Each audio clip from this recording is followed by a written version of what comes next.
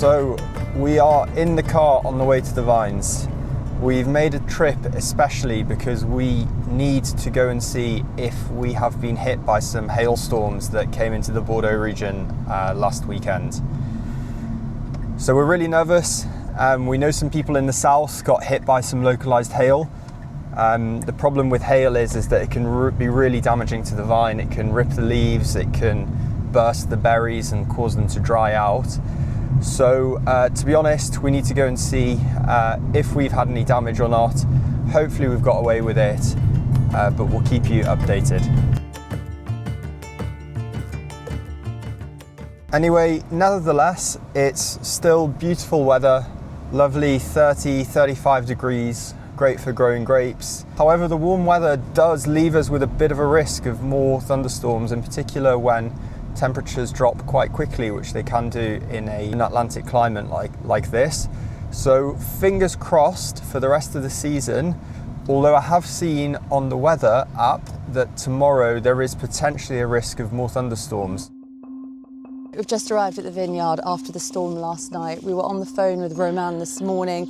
Apparently there was some heavy hail here yesterday, so we're quite worried, to be honest, because when the grapes are very young, hail can damage, puncture and kill them. So we'll see what the damage is. So come and have a look at this bunch. I've noticed that it's taken a hit from the hailstorm.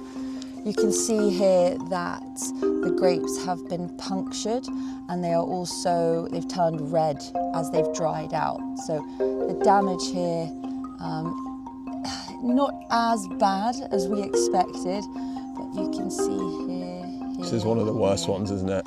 This is one of the worst examples, but actually you don't pick off the damaged grapes, you leave them. They don't cause any changes to the taste when we press the bunches after the harvest. So a sigh of relief for now, and really hoping that we don't see any more hail later on in the season. I can pick some off if I see it. Yeah. Oh, this one has a lot of grapes on.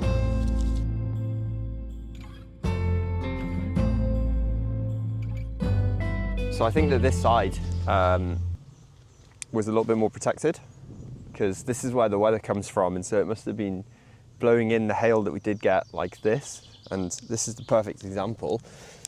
So if you look down here, the grapes on this side, completely unaffected, and then even if you come in here, can you see that, Laura, down there? Look at that there. Wow. Completely unaffected. Gorgeous. But then if you come round, so if you go round this way here, if you go behind this one and see the other side, so on the other side of the row, that's where the damage is. You can see where it's been hit there. Yes, the red shriveled. Yeah. To be honest, it's not bad at all. I mean, even where it's been hit, it's not like we've lost everything. And you know, right now it's really not the worst thing in the world. It's not going to impact the quality of the wine. It just means we're going to lose a bit, maybe, I don't know, let's estimate worst case like 20-30%. But the rest of the berries which haven't been hit will ripen, you know, really well, hoping nothing else goes wrong. But yeah, no impact on quality, and you know, a few bits have been hit, but all systems go. All systems go, like you say. Right, so found some other little examples here. If you see this down here, it's like right on the outside of the vine, so it's, you know, had a few hits, but all still looking good. Again, looking good, but with like a little few hits.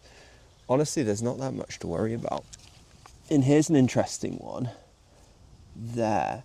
So that bunch hasn't quite developed that well. At the end of the flowering season, we had just like a little bit of rain, and it's affected just very occasionally a few of the bunches where we got poor fruit set. Look at these beautiful, healthy grapes. Wow, look at that. I think the yield will be higher this year than we expected. Obviously, the hailstorm was a shock, and we were very nervous before we arrived at the vines this morning. But I think it's the reality that managing a vineyard, there are so many factors out of your control. Number one being nature. Whether it's a hailstorm, it's a heat wave, mildew, other diseases, and that's the beauty and the magic of running a vineyard, how you manage all of those complex elements. So more learning for us, but overall very happy with what we've seen today. So I bet you'd never seen this view of the wonderful La Morelle vineyard before. With all of our lovely mini forest, mini woodland with a beautiful oak tree. We're through here, going round the back, coming into La Morelle. Look how beautiful this is. The summer Bordeaux sun hitting the vines, starting that ripening of the grapes. Glorious sunshine after the storm. We are now down on La Morelle. We're going to go and check out what's been going on down here. Hopefully we're okay, just like up there. Let's see what Laura's getting up to. Laura, how are you getting on? Have you found anything? I'm admiring the grapes. You're admiring them, that's the good news. They are in splendid condition. They're in a good condition, are They're they? in good condition. Here, I don't see any hits from hail. Oh, I see what you mean, You can see they're really growing now. All right, let's check out these bunches. Few hits here, but pretty negligible. What are you seeing? I honestly think down here there's less impact than there is up there. I think we're in a really also good place. because the foliage is so thick.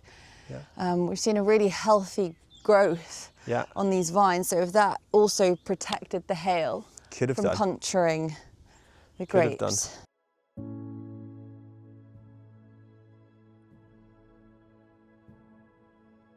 How do you feel? I feel calm. The sun is out, it's tranquil. I remember waking up in the night yesterday hearing the hail thumping off the roof light and panicking and wondering, would it damage all of our grapes? You hear horror stories, and then receiving a text from Roman this morning saying he'd been to some of his other clients' vineyards and they'd lost 40%. Yeah, I So know. It's, I think that's the hard part, is the ups and downs. I mean, like, I feel good now, you know, we've seen everything. Yeah, there's been a few hits, but like, it's minor, it's, you know, so thank God for that. But the thing is, you know, waking up in the night, then getting the message, coming here, the anticipation, yeah, it really plays on your on emotions a lot, doesn't it? Tests one's resilience, the resilience of the vineyard against volatile weather patterns, and also agility. You have to constantly adapt, whether it's how you decide to treat the vines, what interventions you need to make at the right time. I agree. And also learning that at the end of the day, we are powerless to the forces of nature, and you have to relinquish total control and actually work with that uncertainty. It's a passion project, that's for sure. You can't do this without being passionate. You've got to want to live it. It imposes it on you, doesn't it? Next steps, I mean, we're happy, aren't we? Hail nets, maybe, maybe not in the future.